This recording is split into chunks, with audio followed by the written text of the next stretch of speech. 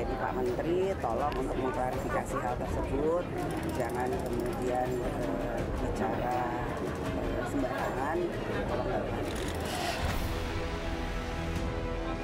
Gimana Pak pemeriksaannya tadi?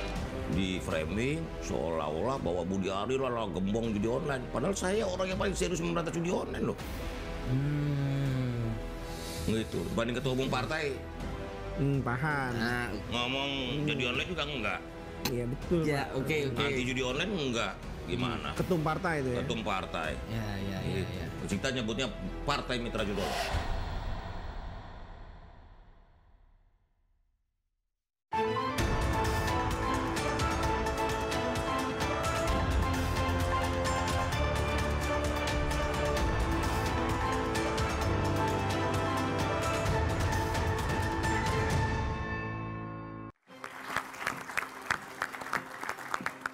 Halo, selamat malam saudara. Nama mantan Menteri Kominfo yang sekarang menjabat sebagai Menteri Koperasi Budi Ari Setiadi muncul dalam surat dakwaan perkara suap pengamanan situs judi online. Berulang kali Budi Ari membantah terlibat judi online. Ia mengeklaim jadi korban framing politis dan menyebut ada partai mitra Pol. Perkara judi online pun berkembang kemana-mana, menyeberang ke ranah politik dan hukum setelah PDI Perjuangan melapor ke Bareskrim Polri. Pertanyaannya, apakah masuknya nama Budi Ari dalam dakwaan perkara judi online politis atau fakta persidangan yang perlu ditindaklanjuti oleh penegak hukum? Kedua, apakah pernyataan Ketua Umum Projo Budi Ari yang menuding PDIP terlibat judi online akan jadi ganjalan hubungan Presiden Prabowo dan PDIP? Kita akan membahasnya bersama sejumlah narasumber malam hari ini. Ada Bambang Rukminto, pengamat kepolisian ISES. Selamat malam. Bang. Lalu ada Ansi Lema, juru bicara PDI Perjuangan. Bung Ansi, selamat malam. Hadir pula Freddy Damanik, Wakil Ketua Umum Projo. Selamat malam. Dan Agung Baskoro, Direktur Eksekutif Rias Politika Strategis. Selamat malam, Mas Agung. Hadir pula teman-teman mahasiswa dari Politeknik STMI Jakarta, Universitas Gunadarma, dan Universitas Al-Azhar. Saudara, inilah Dua Arah bersama saya, Friska Clarissa.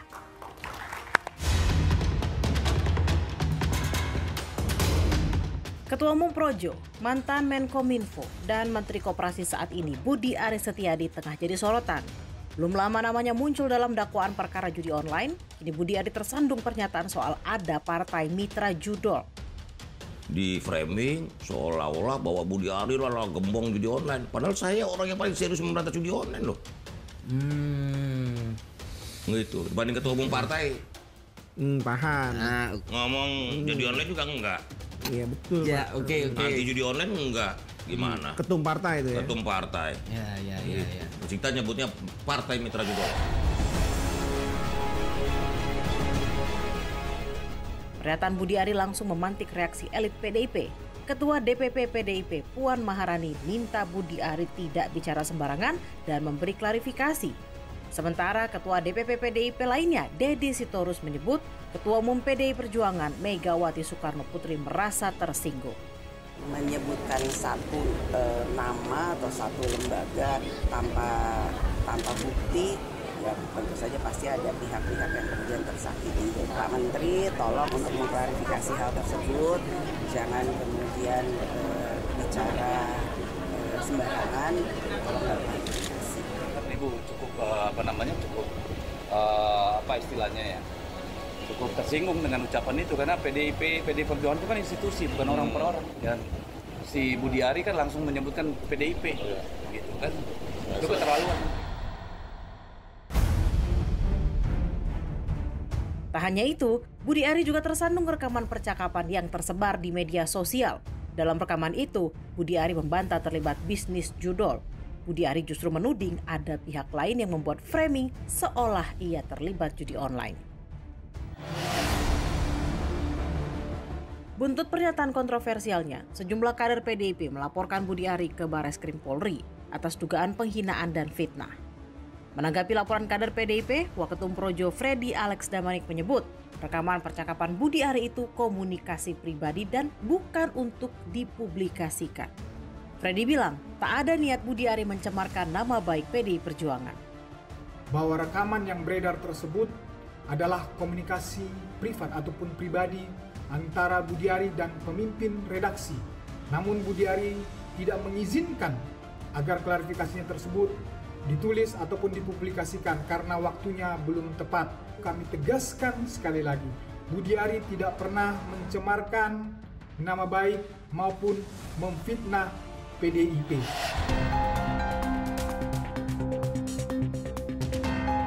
Sebelumnya, nama Budi Ari muncul dalam dakwaan perkara penjagaan situs judi online ilegal yang disidangkan di Pengadilan Negeri Jakarta Selatan. Saya mengaku salah di sini, saya menerima uang koordinasi judi. Saya akui itu saya salah. Ya. Jadi satu lagi tadi keterangan ini saya pengen meluruskan supaya di media juga jangan aneh. Pak Budi Ari tidak menerima apapun dari perjudian online. Dan dia tidak tahu sama sekali. Dia tidak tahu sama sekali. Jadi kita jalan dia tidak tahu sama sekali. Saya bisa tanggung jawabkan.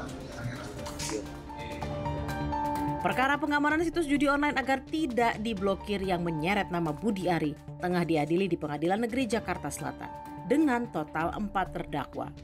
Lalu apakah munculnya nama Budi Ari dalam dakwaan kasus judi online politis atau fakta persidangan yang perlu ditindaklanjuti penegak hukum? Bagaimana pula dengan pernyataan Budi Ari soal judul yang memicu kemarahan PDI Perjuangan?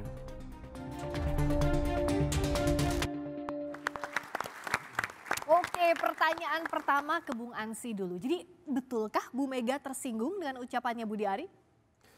Kami merasa difitnah karena dituduh tanpa bukti yang kuat, tanpa pendasaran yang akurat dan valid.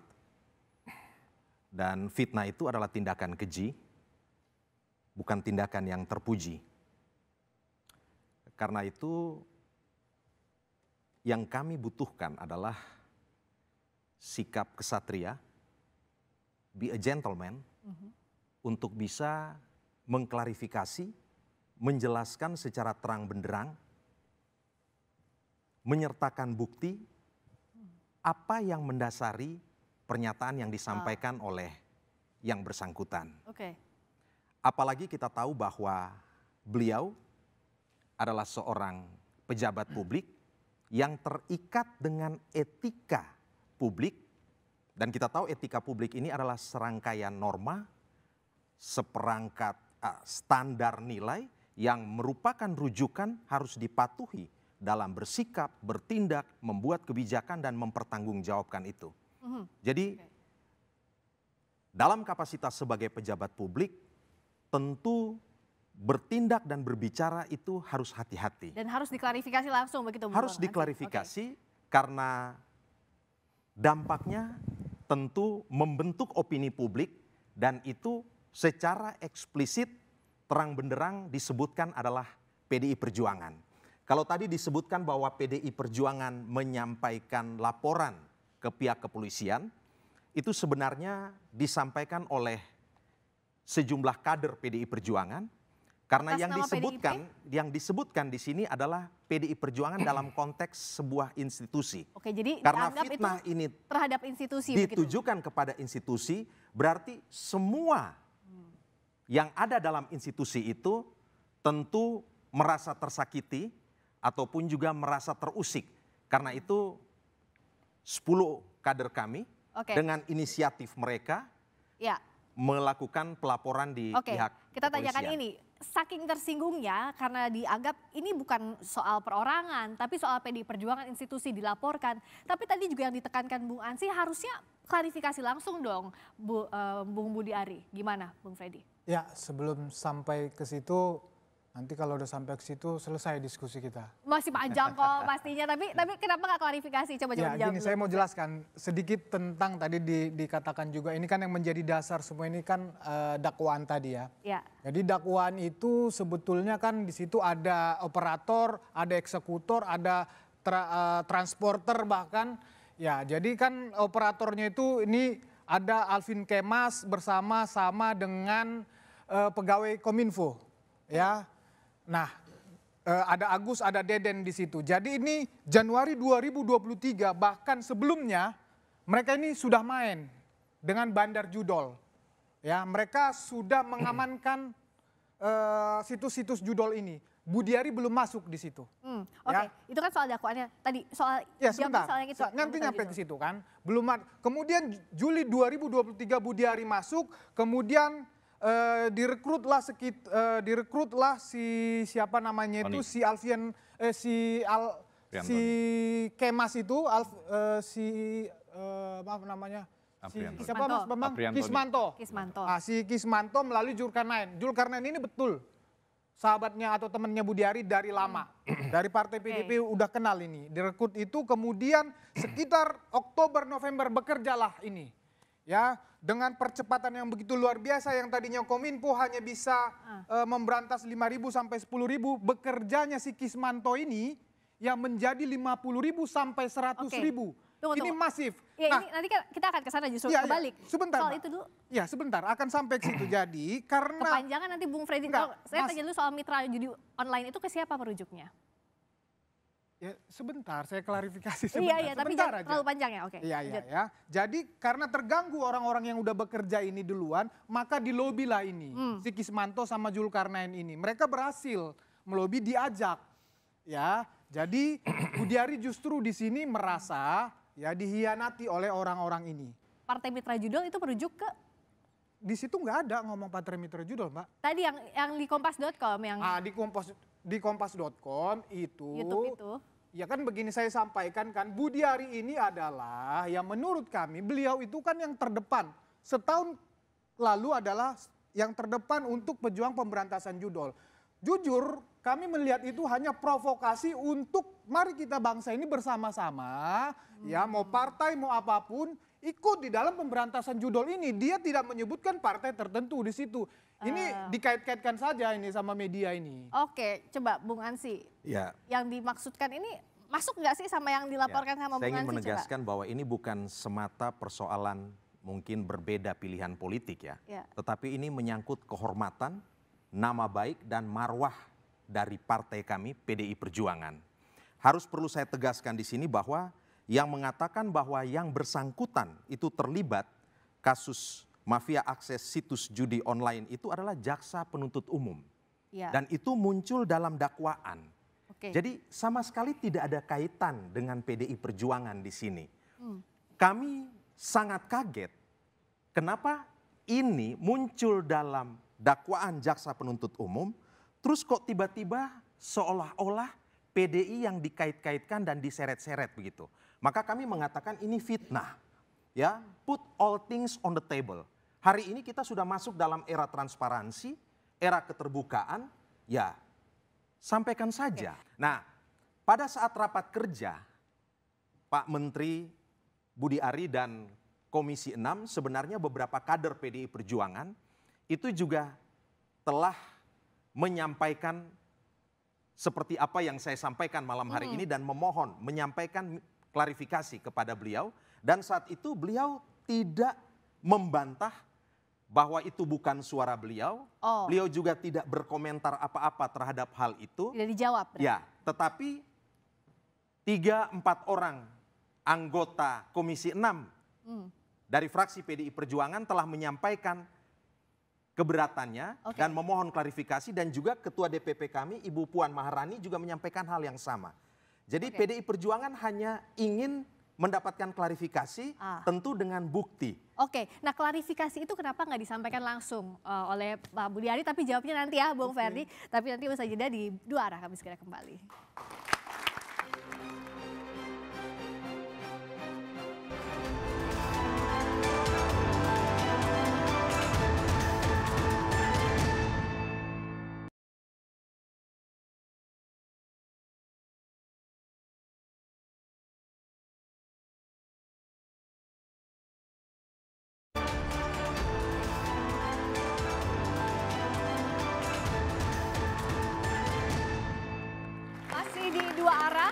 Menyambung tadi yang terputus Bung Freddy, kenapa sih Mas Budi Arinya nggak langsung klarifikasi aja? Ya, jadi sekarang konteks politiknya, konteks politik ada hal politis nggak? Nggak, saya mau sampaikan ya, bahwa secara politik Budi Ari pasti akan melakukan komunikasi politik ya terhadap teman-teman di PDIP. Itu politisi-politisi PDIP itu juga teman-temannya beliau. Beliau juga tidak mau ya ke depannya di dalam menjadi pejabat publik, dalam menjalankan program-program Prabowo di pemerintahan ini tidak mau terganggu oleh kasus-kasus yang seperti ini. Dan beliau sudah melakukan beberapa komunikasi ke beberapa teman-teman di PDIP, tetapi sekali lagi komunikasi politik dan akan terus dilakukan seperti itu. Jadi belum tentu dan jangan kita berharap misalnya dalam waktu dekat beliau akan melakukan komunikasi di hadapan publik. Tetapi komunikasi kepada teman-teman PDIP pasti dilakukan dan sudah dilakukan ke beberapa. Dan komunikasi itu akan diterima, Bu. Ya, Oke, tadi kalau ada upaya komunikasi dari Pak Budi Ari? Siapapun yang difitnah dengan tanpa bukti pasti akan meminta klarifikasi disertai dengan bukti. Itu hal yang sangat sederhana. Baik. Jadi kembali lagi saya katakan, ya yang kami harapkan adalah sikap kesatria, sikap gentleman dari yang bersangkutan untuk secara langsung memberikan klarifikasi dan penjelasan. Oke, nah kalau menurut Mas Agung ada framing politik nggak sih di balik kasus ini itu? Pasti. Jadi saya melihatnya babak pertama kasusnya hukum karena ada dakwaan. Babak kedua rekaman. Nah ini udah high konteks politik karena sudah menyebut merek ya. Apakah partai, apakah orang per orang. Dan ini memberikan semacam dentuman politik bagi pemerintahan Prabowo Gibran, suka atau tidak. Kalau disharmoni kabinet terjadi gara-gara persoalan ini kan nggak bagus. Di mata publik tentunya. Karena ini persoalan publik bukan lagi persoalan private 1-2 orang. Nah, yang ketiga yang saya nantikan babak itu tadi ada dakwaan, yang pertama, yang kedua rekaman, yang ketiga ini bisa jadi peringatan atau hukuman. Bentuknya ke Pak Budi Ari misalkan dalam konteks misalkan peringatan saja dari istana. Mungkin langsung dari Pak Presiden, istana. Persis, sepertinya seringkali kan Mas Teddy tuh yang melakukan. Atau bisa juga hukuman, reshuffle, karena membuat gaduh. Tapi hal politik ini jadi ganjalan juga. Kalau Pak Bambang lihatnya kasus hukumnya bisa terus berlanjut atau ya memang domainnya lebih banyak ke politik sekarang? Iya, kalau yang terjadi saat ini dan dilihat oleh publik, ini mengkonfirmasi bahwa problem hukum itu bisa dipengaruhi oleh politik. Artinya penyidikan yang merupakan ranah hukum itu bisa dipengaruhi oleh hal-hal politik ini seperti itu terkait dengan di awal misalnya kesaksian dari para terdakwa yang disampaikan oleh di persidangan itu oleh jaksa itu adalah fakta-fakta yang ada fakta-fakta hukum gitu loh yang harus kita terima dan harusnya ada informasi itu didalami oleh penyidik kepolisian sebelum masuk ke sana. Saya tidak tahu apakah penyidik kepolisian sampai sekarang ini melakukan penyelidikan lebih lanjut terkait dengan apa yang disampaikan oleh para terdakwa atau tidak. Seharusnya penyelidikan itu harus berlanjut. Pak Budi Ari bisa saja dipanggil kembali untuk melakukan soal kemungkinan Pak Budi Ari dipanggil, kita akan dengarkan dulu pernyataan dari Kapus Penkum Kejaksaan Agung, Harli Siregar berikut ini. Konteks perkara ini, sekali lagi konteks perkara ini kan yang melakukan penyidikannya terhadap perkara judi online ini dilakukan oleh teman-teman di Polri. Posisi kami adalah sebagai penuntut umum, ya sebagai jaksa penuntut umum. Jadi itu harus bisa dipisahkan. Ya. Artinya kan ini harusnya dipanggil, begitu? Harusnya dipanggil dan kejaksaan tidak bisa lepas tangan seperti itu saja. Kalaupun kepolisian tidak segera memanggil Budi Ari untuk mengklarifikasi itu, untuk melakukan penyelidikan tambahan, kejaksaan juga bisa mengambil alih. Karena ini kasusnya kan menyangkut dengan uang masyarakat dan kalau saya melihat kaitannya dengan para terdakwa di situ yang merupakan jajarannya, tanda kutip ini ada problem kewenangan di situ seperti itu. Nah, itu yang harus ditangkap. Karena ini disebutnya di persidangan, kalau dipanggil tadi Pak Budi Ari, artinya Bung Freddy membuka kemungkinan untuk itu atau terbuka dan Pak Budi Ari akan bersedia. Pertama tadi benar itu perkara dari kepolisian Barreskrim dan Budi Ari sudah memberikan keterangan di dalam perkara itu dan beliau sudah disumpah di dalam waktu penyidikan. Dan mengenai persidangan sebagai warga negara, ya proses hukum ini beliau siap memberikan kesaksian di depan persidangan kalau dipanggil, ya, dan sampai manapun beliau siap menghadapi perkara ini karena memang seperti statementnya dia clear, bersih 100%, tidak terlibat pengamanan judul dan tidak pernah nerima apapun. Dan harusnya ini bisa dibuktikan kalau begitu. Iya, harus dibuktikan. Kalau pengakuan saksi itu sebagai alat bukti paling lemah gitu loh. Semua saksi atau yang diduga terlibat tentu memiliki hak ingkar gitu loh. Alibi-alibi tentu bisa dibangun, maka penyelidik di kepolisian itu harus mendalami informasi sekecil apapun gitu loh. Kalau kemudian tidak ada pendalaman, ada apa? Akhirnya muncullah konteks politik tadi gitu loh, bahwa ada pengaruh-pengaruh. Pak Budi Ari sampai sekarang masih menjabat sebagai menteri, tentu memiliki power yang sangat kuat untuk mempengaruhi.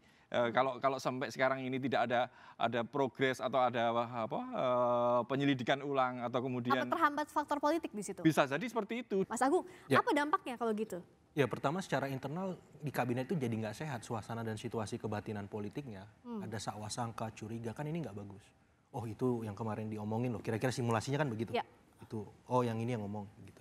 Secara eksternal ini juga mengganggu ekosistem politik yang dibuat Pak Prabowo yang ingin dalam tanda petik menyatukan semua presiden, ingin berkomunikasi ke semua supaya apa? Ada balance of power di sana.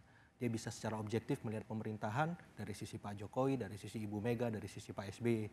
Tapi ketika sekarang Ibu Meganya diganggu, tunggu dulu nih. Kalau mau lebih lanjut komunikasinya, selesaikan dulu yang ono misalkan seperti itu. Nah, saya berharap memang ke depan sebagai masukan Pak Budi Ari mengklarifikasi.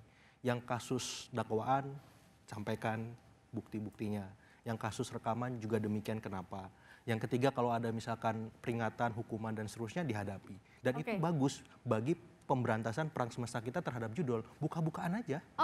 Itu lebih bicara soal bukaan ini kan akhirnya harus transparan proses hukum yang berlangsung. Sekarang Bung Ansy, kalau bicara soal surat dakwaan yang di mana itu nama pertama kali disebut, apakah artinya transparansi hukum ini ditunggu juga oleh PDIP? Ya, kami sepenuhnya menghormati proses hukum yang berjalan dan kami tidak campur dalam proses hukum itu. Kami berharap law enforcement ini betul-betul bisa ditegakkan, hukum ditegakkan, keadilan ditegakkan. Kalau yang bersangkutan keberatan dan ingin membantah, mestinya di dalam koridor hukum, persidangan dalam koridor hukum itu. Jadi konsen kami bukan di sana. Konsen kami adalah ketika sudah menyebut nama PDI Perjuangan. Dan menurut kami tanpa bukti itu adalah fitnah. Dan kami menuntut agar dilakukan klarifikasi. Karena apa? Karena beliau ini adalah pejabat negara, pejabat publik, dan kita berharap walaupun PDI Perjuangan hari ini berada di luar pemerintahan, memainkan peran sebagai mitra kritis, tetapi tentu kami juga berharap pemerintahan Presiden Prabowo Subianto ini betul-betul bisa menjalankan tugas secara efektif yang ujungnya bisa menghadirkan kesejahteraan dan keadilan. Kalau kita lihat Pak Menteri Koperasi Pak Budi Ari, hari-hari ini kan juga harusnya fokus kepada upaya mensukseskan program yang namanya Koperasi Desa Merah Putih itu. Dan itu ada di 80 jadi fokus pada program desa. gitu ya, jangan kemana-mana. Kalau misalnya soal surat dakwaan ya, kalau Bung Freddy menganggap beralasan atau tidak sih ada nama Budi Ari di sana dan Pak Budi Ari harus memberikan keterangan di persidangan soal ini? Iya, jadi yang kita sampaikan tadi tentang dakwaan itu sudah dibantah sendiri oleh keterangan terdakwa. Di dalam persidangan, si Zulkarnain Apriantoni itu sudah menyatakan bahwa Budi Ari tidak tahu menahu tentang kesepakatan itu, tentang pertemuan itu, dan dipastikan tidak menerima apapun dari situ. Jadi baik secara dakwaan tidak ditemukan fakta, tidak ditemukan bukti apapun keterkaitan beliau. Itu hanya omon-omon mereka saja. Ya, jadi ya baik secara dakwaan menurut kami Budi Ari tidak terlibat apapun dan yakin ya seperti saya katakan tadi sampai dimanapun yakin beliau tidak akan kena dalam jerat hukum di dalam permasalahan ini. Tadi saya merespon Mas Bambang.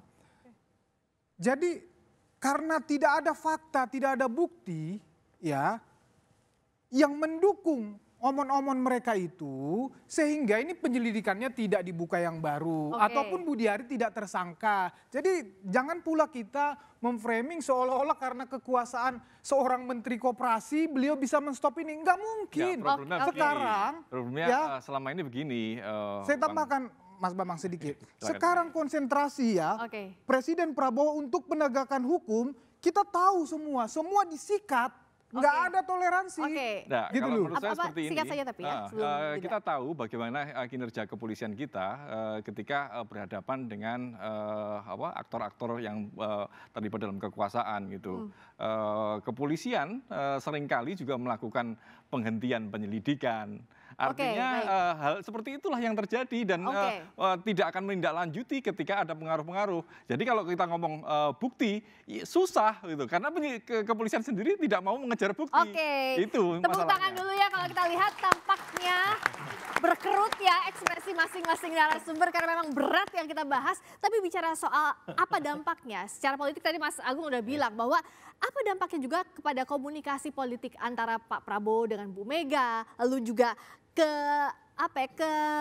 situasi yang kondusif di dalam pemerintahan Prabowo Subianto. Kita akan bahas di Dua Arah sesaat lagi.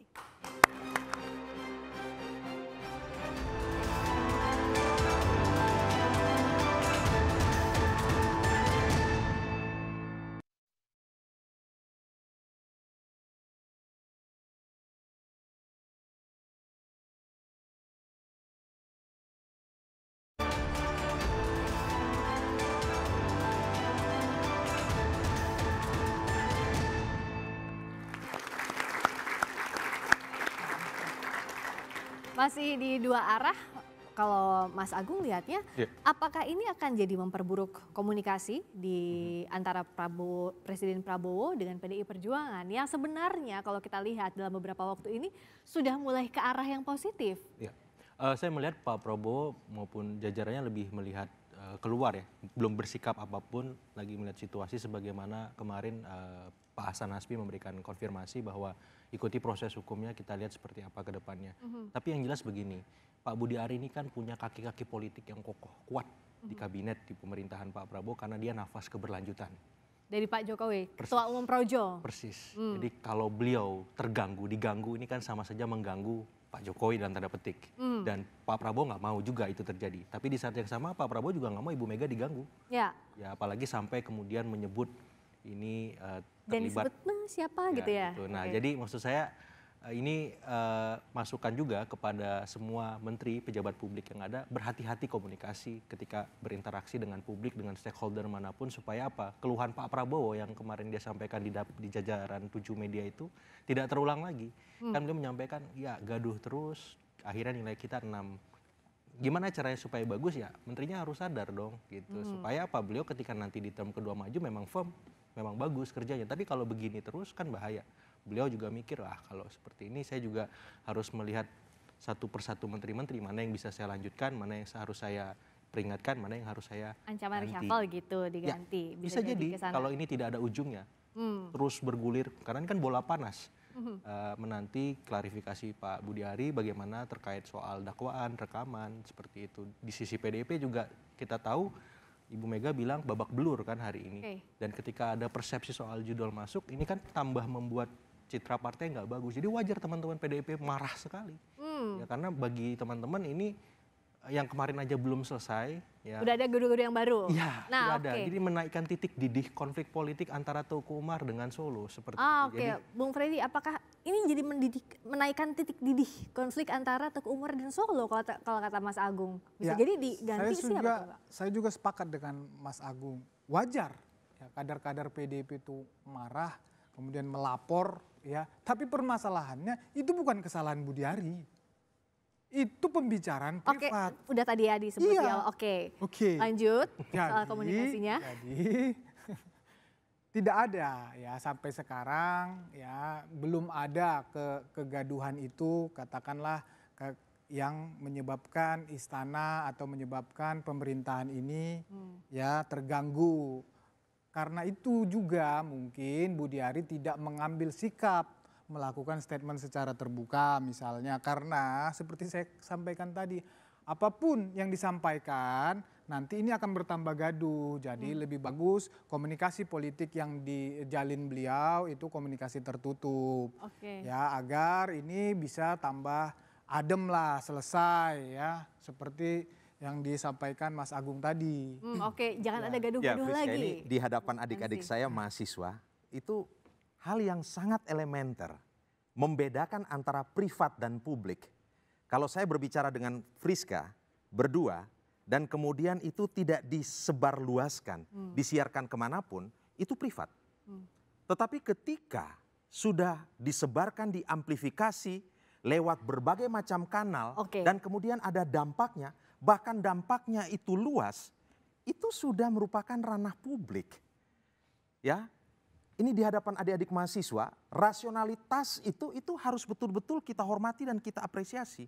Dalam konteks ini, karena sudah menjadi konsumsi banyak pihak, maka ini adalah sudah menjadi barang publik. Coba tanya, Mas Agung Baskoro, publik apa privat? Pasti kalau berdasarkan penalaran sebagai seorang analis politik yang memiliki idealisme sebagai seorang cendekiawan, pasti beliau akan jawab bahwa Bung ini Ansy, persoalan ini bisa publik. jadi ganjalan nggak antara hubungannya Pak Presiden Prabowo dengan Ibu Mega? Ibu Mega dan Pak Presiden Prabowo punya sejarah hubungan yang baik panjang sekali. 2009 bahkan kedua tokoh ini pernah bersanding sebagai calon presiden dan wakil presiden. Ya, beberapa kali bertemu beberapa bulan lalu lewat diplomasi nasi goreng dan seterusnya. Bahkan Ibu Mega menegaskan bahwa kedekatannya itu tidak saja personal kepada Presiden Prabowo Subianto, tetapi juga kepada keluarga besar Presiden Prabowo. Jadi nggak terpengaruh dengan ada yang... Dan artinya ya, fokus kami PDI Perjuangan yang hari ini berada di luar kekuasaan itu adalah memainkan peran checks and balances, memberikan kritik-kritik konstruktif, sehingga kemudian proses pembangunan, kinerja pemerintahan ini bisa berjalan dengan baik. Ya, kita tahu bahwa dalam sistem presidensial di Indonesia ini kan kita tidak mengenal oposisi biner, oposisi totally. Ya, yang kita tahu adalah ya kita walaupun berada di luar kekuasaan kita bisa memainkan peran sebagai mitra kritis. Mitra tetapi tetap bisa menunjukkan kritisisme kita lewat kritik-kritik dengan dasar penalaran yang konstruktif dan seterusnya. Nah, kami berharap kabinet pemerintahan Presiden Prabowo Subianto itu betul-betul menjadi kabinet yang profesional menjalankan hal itu. Kami berada di luar kekuasaan, tapi kami ingin memastikan juga bahwa pemerintah ini betul-betul bekerja baik, fokus pada kerjanya, supaya ujungnya itu bisa mensejahterakan masyarakat, mewujudkan keadilan bagi masyarakat. Tapi tidak berpengaruh secara pribadi antara Pak Presiden Prabowo dengan Bu Mega? Yang pasti begini, ya, pemerintah ini harus bisa mewujudkan 3 hal. Yang pertama bahwa Presiden Prabowo ini harus betul-betul menjadi leader yang memainkan peran sebagai konduktor yang mengorkestrasi kerja dari para pembantunya. Karena itu dituntut apa? Loyalitas tunggal kepada Presiden Prabowo Subianto. Tidak boleh A aksen. Kalau A ya A. Loyalitas ini akan melahirkan apa? Soliditas dalam kabinet ini. Antara menteri satu dengan menteri yang lain, antara menteri dan Menko, ini harus betul-betul mewujudkan kekompakan yang pejal. Nggak boleh gaduh-gaduh begitu ya dari, dasar dari loyalitas kepada Presiden Prabowo Subianto karena hari ini ya we have already ya kita sudah masuk dalam era baru, new era. Ya, dan presidennya adalah Prabowo Subianto. Jadi loyalitas itu harus totally kepada Pak Prabowo dan kemudian akan mendorong soliditas dan ujung kalau 2 hal ini tercapai, efektivitas kerja pemerintahan jadi harus efektif, nggak boleh ada gaduh-gaduh di kabinet. Nah, ngomong-ngomong karena ini kan loyalitasnya ke Pak Presiden Prabowo, jangan sampai ada gaduh di kabinet ini, Mas Bambang, apa yang harus dilakukan Pak Presiden Prabowo kepada Kapolri untuk memastikan bahwa ini ditindaklanjuti dan tidak membuat gaduh? Nah, ini pertanyaan yang sangat bagus sekali ini, karena upaya pemberantasan judul itu kan sudah sangat lama kan. Presiden Jokowi pernah membuat Satgas Judi Online yang dipimpin oleh Menko Polhukam, yang ada Kejaksaan, ada Kapolri, ada Menkominfo dan banyak satuan yang lain seperti itu. Ketika muncul kasus ini, ada oknum-oknum di Kominfo ini yang terlibat dalam judi online. ini menjadi PR yang sangat besar dan mengkonfirmasi bahwa ada aktor-aktor di internal pemerintahan yang terlibat seperti itu. Kalau kemudian muncul surat tadi kesaksian yang muncul di surat yang di dakwaan yang disampaikan oleh jaksa, ini mengkonfirmasi lagi bahwa memang ada gitu loh, ada keterlibatan. Apakah ini keterlibatan di internal kepolisian? Karena sampai sekarang pun tidak ada tindak lanjut untuk terkait pendalaman terkait informasi itu seperti itu. Karena kita mengetahui masyarakat tentu paham kasus judi online ini sangat besar dan melibatkan uang. Uang itu kemana? Jadi fokus ditelusuri ya? Telusuri dong. Uang yang diterima oleh para terdakwa itu larinya kemana gitu loh. Dari mana dan kemana? Ini kan follow the money itu kan menjadi resep bagi upaya mencari kasus membongkar kasus tindak pidana terkait dengan keuangan seperti itu. Kalau kemudian tidak ditelusuri, ya nanti akan berhenti. Artinya ini menjadi PR, menjadi mengkonfirmasi lagi bahwa kepolisian tidak bekerja dengan bagus seperti itu. Makanya Presiden ya harus mempertanyakan kepada Kapolri, kerjamu gimana ini? Kok sampai muncul ada pernyataan seperti itu, tidak ada follow up terkait itu. Nah yang penting juga kan kalau kita lihat ada konsep follow the money, membuktikan bahwa ya tidak menerima, misalnya bisa atau tidak kalau membuktikan sebaliknya bahwa Budi Ari tidak menerima sesuai apa yang disampaikan di surat dakwaan. Ya, sepakat tadi dengan Mas Bambang, ya sepakat kita ini jadikan momentum untuk menarik siapa saja yang terlibat di dalam kasus judi online ini. Ada missing di sini yang hilang, yang saya sampaikan tadi. Transporter, ada yang menerima, ada yang mengepul dana itu. Yang memberikan dana tidak tahu siapa. Kemudian yang bandarnya nggak tahu, nggak jelas sampai sekarang bagaimana. Ya, jadi saya rasa mari kita fokuskan ke situ, kita kejar ini dan siapa yang membackingi. Saya sepakat siapapun yang membackingi judi online ini karena ini penghisap darah rakyat. Sepakat harus dibongkar semuanya siapapun yang terlibat. Makanya Pak Budi Ari harus membongkar, mendengar siapa ini orang terlibat. Jangan hanya sekedar kemudian tabayun, hanya menyampaikan tadi di ruang-ruang privat seperti itu. Bongkar semuanya. Tentu masyarakat yang mendukung. Bongkar siapa saja yang terlibat gitu. Berani. Jadi kalau dipanggil oleh penyidikan siapapun itu ya termasuk Budi Ari, beliau bersedia untuk memberikan buktinya kalau dia tidak terlibat ya. Udah pastilah ini PPATK menelusuri aliran dananya. Kalau follow the money, kalau cash itu sih sekali lagi si Zulkarnain itu sudah mengakui kalau dia yang terima itu. Ya. Uangnya dimanakan itu? Sama Zulkarnain. Nah dia mengkemanakan itu segala macam kan udah ada yang sebagian dibelanjakan oleh istri. Nah yang lain-lain, nah ayo polisi silahkan sidik.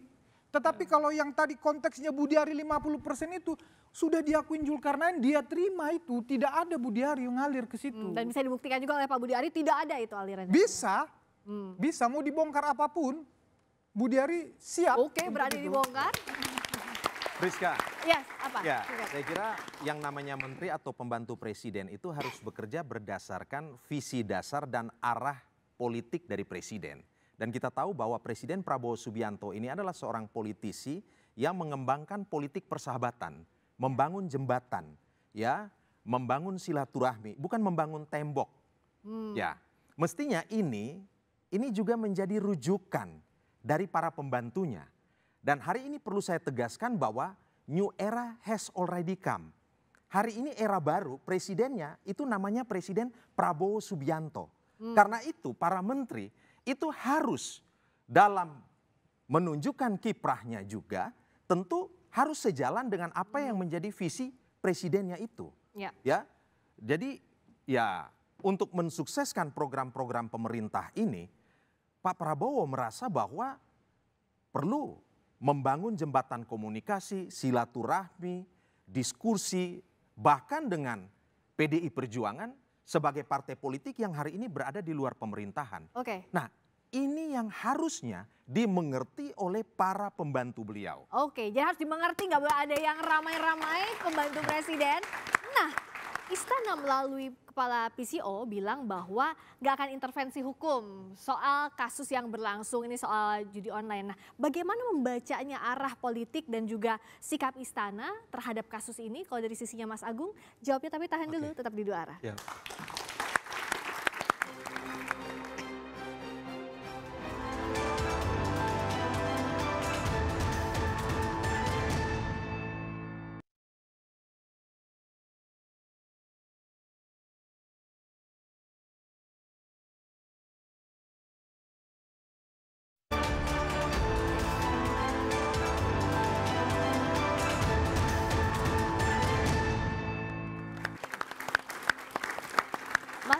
dua arah. Jadi kalau terakhir Istana melalui Kepala PCO bilang nggak akan intervensi. Arah angin politik dan hukumnya kemana sih sikapnya Pak Prabowo kalau menurut Mas Agung? Kalau saya melihat sementara ini menjaga jarak dengan situasi yang ada, tidak bertungkus lumus dengan masalah yang berkelindan antara poros Teguh Umar, Solo dan seterusnya. Kenapa? Karena memang residunya terlalu beresiko, bisa membuat pemerintahan tidak stabil, gaduh dan seterusnya. Dan dalam momen ini sebenarnya Cikeas menanti. Oh, kenapa bisa gitu? Karena kalau terus-terusan kutub ini bertumbuk terus, saling berhadap-hadapan, nggak menarik secara politik. Terlalu banyak residu dan resikonya. Lebih enak yang adem, kalem, tapi santuy seperti itu. Mengambil jalan, momen jalan tengah, jalan ketiga seperti itu. Nah, oke. Menarik juga ini. Kalau dari Bung Freddy, kalau misalnya kemungkinan gaduh-gaduh terus, ada reshuffle, apakah sudah pernah dipanggil misalnya atau ditegur istana soal ini? Sampai sekarang belum pernah. Lagi seperti saya sampaikan tadi, Budi Ari tidak pernah menyebabkan kegaduhan ini. Budi Ari tidak pernah menyuruh atau menyebarkan rekaman itu. Pun diklarifikasi tidak pernah? Tidak pernah. Oke. Jadi Budi Ari tidak ada dipanggil oleh istana. Dan karena kasus ini, katakan karena kasus ini. Oke. Kalau misalnya hubungan Teguh Umar dan Solo jadinya gimana kalau dari PDIP? Ya, kalau tadi Mas Agung sempat bicara ada Cikeas, ada Teguh Umar, ada Solo, juga mungkin ada Gerindra, Pak Prabowo dan seterusnya. Saya ingin menjawab dengan sebuah analogi singkat. Apa itu? Jadi ini ibarat hubungan bertetangga. Oke. Ibu Mega dengan PDI Perjuangan sebagai ketua umum, Pak Prabowo dengan Partai Gerindranya, dan juga Pak SBY dengan Partai Demokratnya.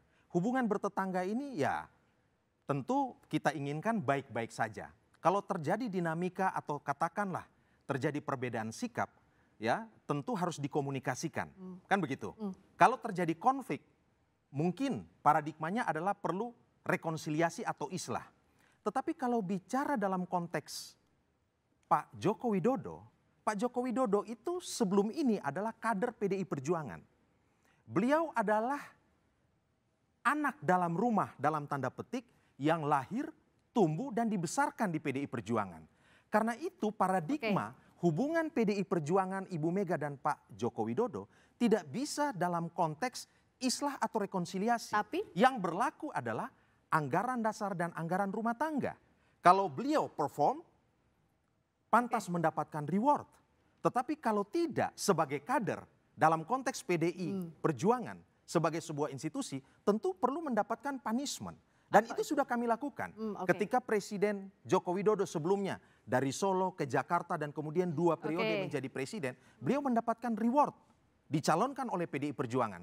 Tetapi dalam kasus terakhir terkait dengan Mahkamah Konstitusi, terkait dengan konstitusi 3 periode, PDI Perjuangan punya sikap yang tegas. Dan bagi kami relasi antara PDI Perjuangan dengan Pak Prabowo atau PDI Perjuangan dengan Pak SBY itu tidak bisa disamakan kecuali sama dalam konteks seperti relasi dengan Pak Joko Widodo. Karena beliau tadinya adalah kader PDI Perjuangan, yang berlaku di situ adalah anggaran dasar dan anggaran rumah tangga. Ya, karena apa? Karena kita satu keluarga. Nah, kalau ini dengan Ketum Projo akan semakin berpisahkah atau yang jadi ganjelankah hubungan? Closing statement saya adalah yang kami butuhkan adalah be a gentleman. Tunjukkan sikap kesatria, tampil ke publik secara terbuka, klarifikasi, sampaikan bukti. Saya ingin tanya kepada kita semua, kalau institusi Anda, kampus Anda, Kompas TV difitnah, apakah Anda semua akan diam? Tentu Anda akan meminta klarifikasi dan disertai dengan bukti. Yang kedua, para menteri, Pak Budi Ari, tolong fokus pada kerja. Buat legacy, ukir prestasi, supaya apa? Supaya kabinet Presiden Prabowo Subianto ini juga mendapatkan sesuatu yang positif dari masyarakat. Dan terakhir, singkat saja, pejabat publik harus jadi teladan dalam ucapan dan tindakan. Singkat saja dijawab karena di-mention tadi Pak Budi Ari. Dari Bung Freddy, singkat saja. Saya tegaskan sekali lagi ya, bahwa Budi Ari tidak pernah menimbulkan atau menyebabkan kegaduhan ini. Itu yang pertama. Bahwa Budi Ari sampai sekarang sangat firm ya menjalankan tugasnya. Per hari ini itu Kopdes sudah 71.000. Tidak sampai seminggu ini mungkin 80.000 selesai itu Kopdes. Yang berikutnya yang mau saya sampaikan adalah mari kita bersama-sama dengan anak bangsa lainnya, dengan pejabat-pejabat lainnya, dengan ketua-ketua umum partai lainnya, kita bersama-sama berantas judol ini, kita bersama-sama kita awasi persidangan, kita buktikan bersama-sama di mana itu bandar, di mana yang pemberi dana. Ayo, kita bersama-sama. Pak Bambang, Mas Bambang, ayo agar ini selesai kasusnya gimana sih? Semua orang tidak suka dengan kegaduhan dan narasi-narasi yang beredar saat ini akan menambah PR bagi para penegak hukum kita. Artinya penegak hukum jangan hanya sekedar menyaring atau mendapatkan klarifikasi saja, tapi mengejar barang bukti. Yang itu yang harus yang ditawarkan oleh penegak hukum kita untuk membangun kepercayaan masyarakat terkait dengan penegakan hukum yang berkeadilan. Jadi jangan sampai kapan mau klarifikasi ini? Oke, ditanya nanti boleh dilanjut di sini ya. Oke. Yang tidak udah. Ditunggu klarifikasinya katanya. Apakah akan klarifikasi kita nggak tahu. Yang jelas jangan sampai tong kosong nyaring bunyinya, alias harus jelas bagaimana penegakan terhadap kasus ini agar jangan semakin gaduh-gaduh, riuh-riuh di publik. Saya Friska Clarissa, terima kasih telah menyaksikan Dua Arah. Kita ketemu lagi pekan depan.